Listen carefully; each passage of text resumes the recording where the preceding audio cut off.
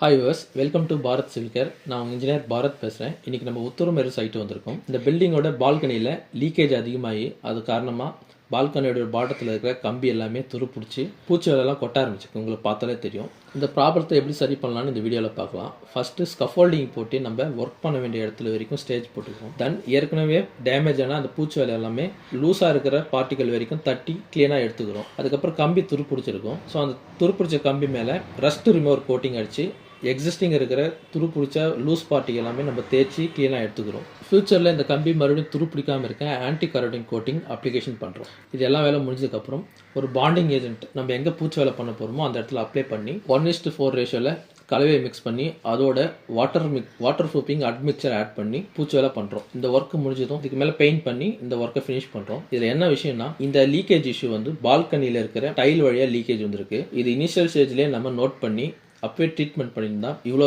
பெரிய expensive ஆயிருக்காது. So நான் எப்பவுமே சொல்கிறது, எந்த ஒரு பில்டிங்காக இருந்தாலும் water proofing very very important. Initial ஸ்டேஜ்லேயே இதை வாட்டர் ப்ரூஃபிங்கை நம்ம ட்ரீட்மெண்ட் பண்ணியிருக்கலாம். ஈஸியாக அந்த டைலோட கிரவுட்டை மட்டும் நம்ம ஃபில் பண்ணியிருந்தா இவ்வளோ பெரிய ப்ராப்ளம் வந்திருக்காது. பில்டிங்கோட லைஃப்பும் ரொம்ப நாளைக்கு வரும். இந்த வீடியோவை முழுசாக பார்த்த வியூவர்ஸ் ஆனவங்க எல்லாருக்குமே நன்றி தெரிவிச்சேன். இது போல் சர்வீஸ் வேணும்னா ஸ்க்ரீனில் தெரிய நம்பரை கான்டாக்ட் பண்ணுங்கள். நன்றி.